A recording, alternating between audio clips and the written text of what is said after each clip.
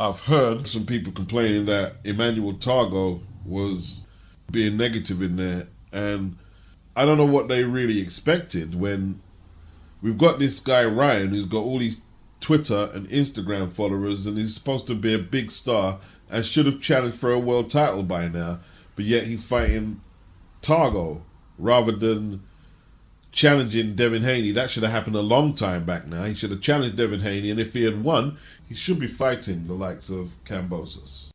TAGOE looks to me like a featherweight, and he did what he could. What did you expect? And like Ryan, he's lost a step. Like, even against Luke Campbell, we saw how raw some of his boxing was. So for him to take all his time out, okay, he had bipolar depression issues, fair enough. For him to take all his time out, his boxing has regressed. He's in between trainers, Reynoso to Joe Goosen. He throws his combinations wide like he's trying to impress the camera on the heavy bag. But there's no real boxing, there's no finesse. Like, you're a big, long, young fighter. Where's the jab? Where's the straight right? The 1-2. His angles are so predictable. In fact, the angles are non-existent. The right hand he's throwing is just long and telegraphed. And as limited as Emmanuel was, he was seeing it and got underneath it. In fact, he actually tagged Ryan a few times with check hooks, countering off Ryan's right hand. But it was a dominant display by Ryan. He won all the rounds. He scored a knockdown in the third. But he hasn't really built on that Luke Campbell win, has he? Like, I heard Sergio Mora say the most ridiculous thing in the commentary. It was either in the late rounds or post-fight when TAGOE took him the distance. He was saying, when Ryan's prospective opponents see this performance, maybe they'll want to take the fight. Ryan can get any fight he wants. He was ahead in the pecking order as far as Lou DiBella was concerned to fight Kambosos. What fights can't Ryan get? He needs to be active and ready to do what he's supposed to do. TAGOE, like I say, small, very small lightweight, if he is a lightweight, was snapping Ryan's head back with jabs. You know, Ryan was just ignoring any punches coming at him because he knew the guy couldn't hit. Ryan's not the only boxer to do that, in all honesty. If they don't fear the fighter in front of them and don't feel anything heavy is going to come back at them, they might be encouraged to try and take shots they shouldn't take. But I guess when you end up on the canvas like he did against Luke Campbell, it's a different story. He needs to be active. When's he going to be out next is the question. Like, from what I see, he stands very upright for a tall guy and he drops his hands a lot. So there's always gaps for that counter. But I guess that's what's going to make him exciting. He just needs to be active and do what he's got to do. I ain't trying to fix him as a fighter. I ain't no coach. Let's see him in some big fights. Why doesn't he take the Jojo Diaz fight? That fight's available now. What's Jojo doing right now? Let's not forget, they both flaked on title opportunities to take on Devin, and they were going to fight each other until Ryan went into crisis mode. Well, since he's back, let's go. Make it. You're both Golden Boy fighters. Let's go. I don't know what anybody was expecting from Ryan. Look how inactive he's been. And TAGOE had some ability. He had some ability. He was just too small. Didn't hit hard enough to really present a threat. And he was in survival mode. But Ryan struggled because he's regressing. To tell you what, Joe Goosen, his work has just started. Now, you're going to see what Eddie Reynoso and Canelo were complaining about. Now you're going to see. Yeah? More than likely, after this anticlimactic performance by Ryan, not the worst performance, but he was supposed to knock this guy out in grand style to introduce the comeback. More than likely, with Ryan's temperament, it's going to set him back. And now, Joe has the job of keeping Ryan inspired to go again and as soon as possible and keep the enthusiasm up. But we know Ryan is a little fragile. And we don't know what a setback. To Ryan, this will be a setback. He expected to knock this guy out. But why would he expect to knock this guy out when he hasn't been progressing with his boxing? He's been more interested in telling us, oh, I sell more than Devin and Tank and my Instagram and my Twitter. I asked myself, where is this sense of entitlement? Not just from Ryan, but from some of these fans about the fighters they're fanboys of. This entitlement when they're really not that good, as you are saying. Why is there an expectation that he's just going to blow everybody over like this? Because he's not grounded. And that is Joe Gooson's job now, is to keep him grounded. And Ryan's dad, you got to keep him grounded. Why are you complaining about what Canelo said? What Canelo said, most people agreed with. He should have took it and said, yeah, all right, I'm going to show him that I can dedicate myself to the craft. But no, I'm upset with Canelo. Why you have to talk my name, man? Why ever talk my name? A typical modern day kiddie response to something real that's being said. He didn't say Ryan is some bitch who doesn't turn up to the gym. He says, I don't think Ryan is pushing himself hard enough. He's not dedicating himself hard enough. The worst thing for the likes of Ryan and Andy Ruiz is hooking up with Eddie Reynoso and Canelo, with all of Canelo's success, because they feel they have an entitlement to it on the strength that they're in the same gym. You notice how inactive Andy Ruiz has been? Nah. Your mentor should be Derek Chisora. That's who you should go and train with, is Derek Chisora. Just to ground yourself on the realities of the sport. Yeah, I've got all of them losses, but I'm still going gym Monday to prep for a big fight with whoever it is. And I'm a pay-per-view draw as well. These guys need to be active. I don't know what it is. Like Frank Warren with Anthony Yarde was saying, oh, I'm not going to risk Anthony Yarde because he's got a title opportunity coming. Well, when's that going to be? When's that going to be? You're waiting around for Beterbiev and Smith to fight before you make a move. No, you needed to put him on the bill, on the Tyson Fury, Dillian Whyte bill. You're saying you're not going to risk him. Well, boxing is a risk. That's the whole point. It is a risk. And inactive fighters are at the risk of losing big fights because their tools are not sharp enough. What the fuck is Frank Warren talking about?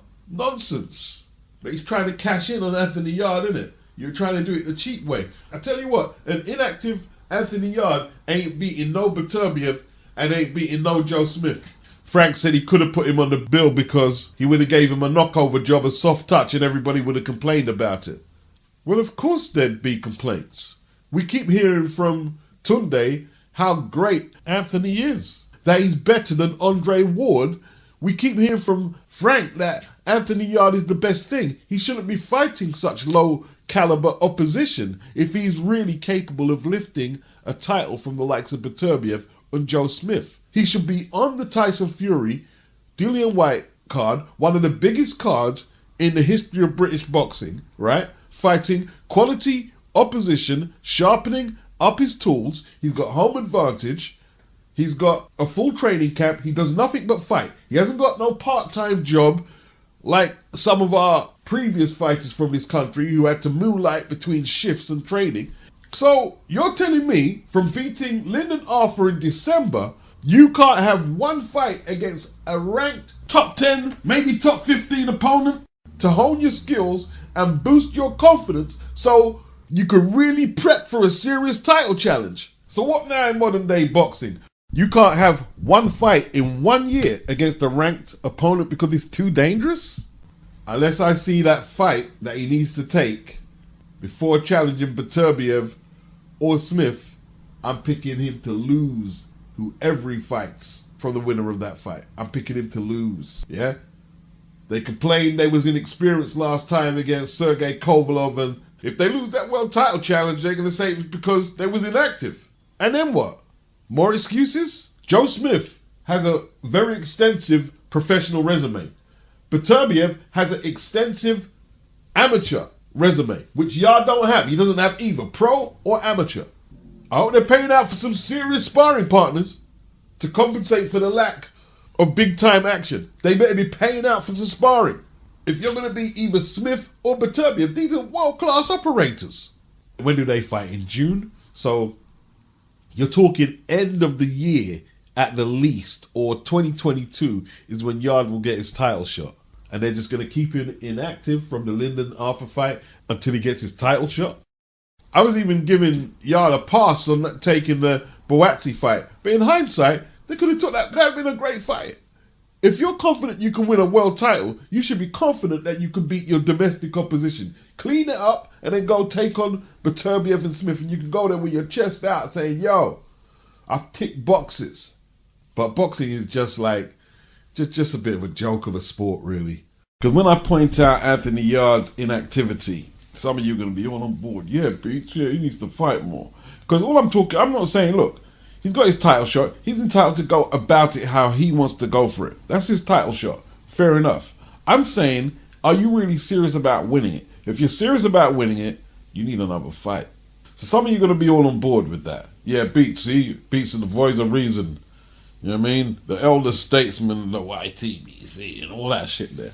But when I point out that your man, Triple G, had one fight in the last 2 years, over 2 years, against Zerameta before he took on Murata. And now you want to be singing the tune for a third Canelo fight, and I'm telling you now that most boxing fans and not Triple G fanatics do not want to see it. All of a sudden, I'm in the bad boy box. You want to take away my privileges now. Tell them to unsub Beats because he hates Golovkin. Then you've got these media, websites, YouTube channels and bloggers. They would try and sell me the story that Triple G has fought the best opposition that he could fight, when that simply is not true. And then they will talk about the LDBC and how biased they are, when they're just as biased and racially divisive, even more so, to be honest. Even up to recently, when they were rehashing the event of a potential Golovkin-Ward fight. Oh, it was Ward who didn't want the smoke with Golovkin. And they suppressed the Lara fight and the Demetrius Andre fight and all these fights there.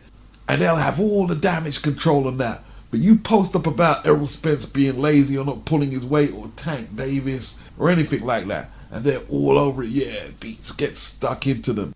But what's Triple G going to do? He's going to wait around another year or two if necessary, and maybe fight one bum in between, so the fanatics can have their ritual. Oh, look how he broke the guy who was unable to implement any defense's jaw. Yeah, Canelo 3 and all that shit there. Yeah, he's going to wait around for Canelo for the third fight, and this is acceptable to them.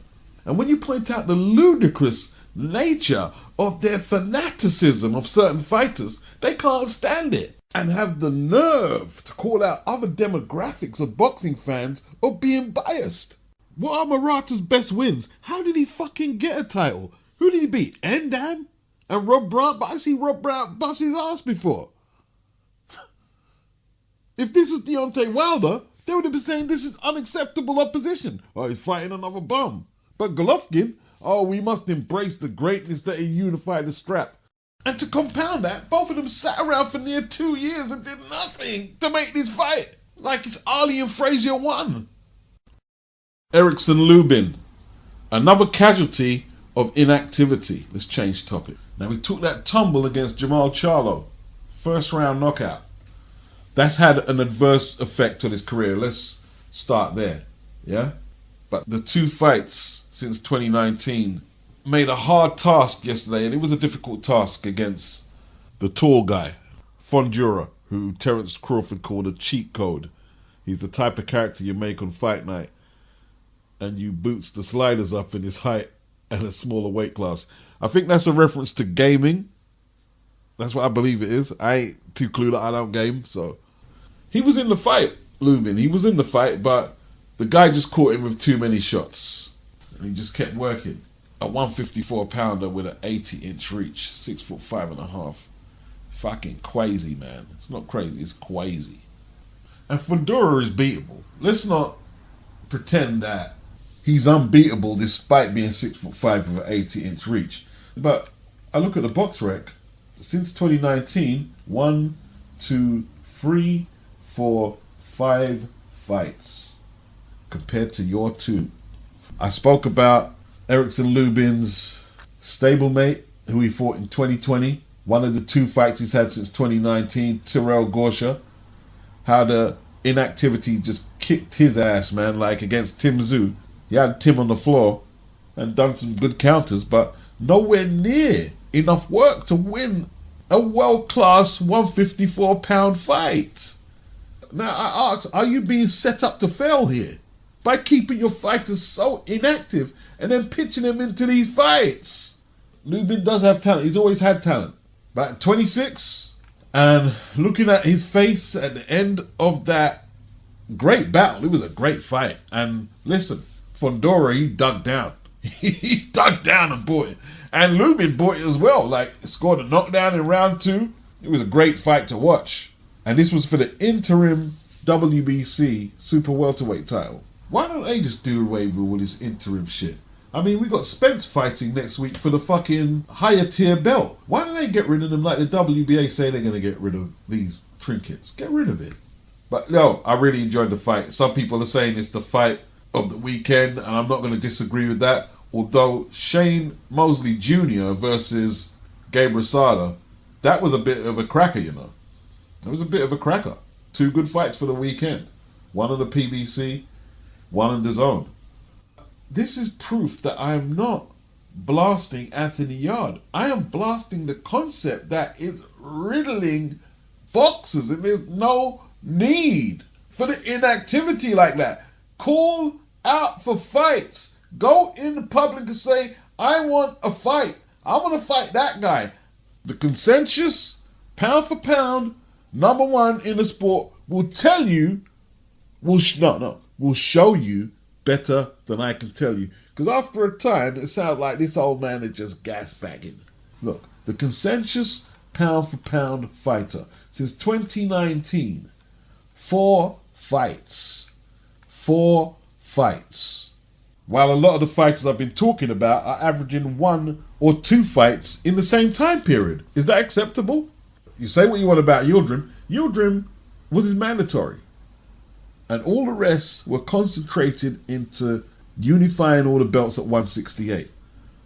Yeah, I can take it to task about not fighting Andrade for undisputed. Yeah, I can do. But at the same time, if you want an argument against keeping your fighters inactive, you just go to his box rec and look at his record. That's all you do. Erickson Lubin needs a long rest.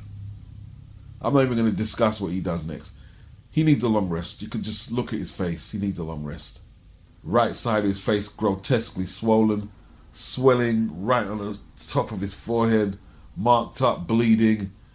Yeah, he needs a long rest. And that long rest is going to be what? It's going to be more inactivity, but he has no choice. The injuries he sustained and the beating he took, he has no choice now but take a long rest. Shane Mosley Jr., he fights uncannily like his dad. Obviously he would. I'm sure Shane was the first to show him how to maneuver around the ring. And the way he moves his feet in and throws the jab, you can see the Shane Senior all over it. And this is his career best win. I don't know how much Gabe Rosada has left in the tank. He took some big shots and done well to weather them. And landed his own shots too. I was quite surprised by Mosley Jr.'s performance and quite impressed. Showed a good jab, good right cross, and he finished strong. It was a very good fight to watch, actually.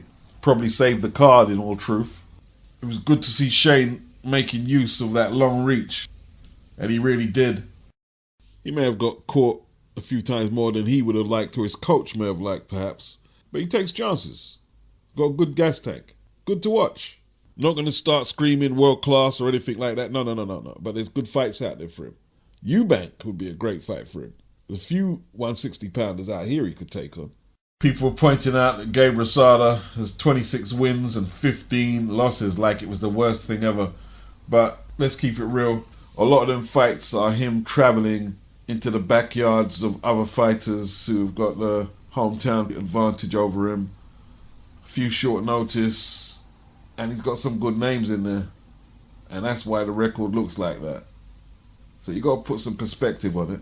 And he contributed to a good fight yesterday. I don't know how one of the judges had it even. It seemed a bit weird to me, but judges are a bit weird, aren't they?